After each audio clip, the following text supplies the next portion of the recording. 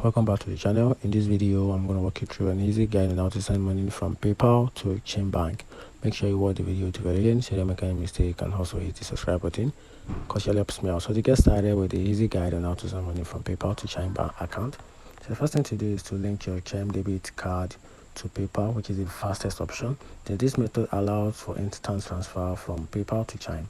So to get started with the step, you have to link your Chime debit card to your PayPal. So log into your PayPal account, then navigate to wallet and select link a card.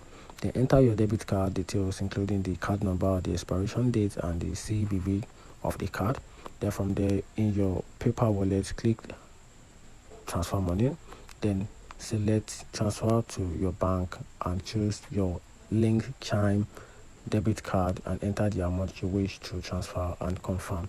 Then here's a key important note that instant transfer may incur a small fee and funds typically arrive within a minute.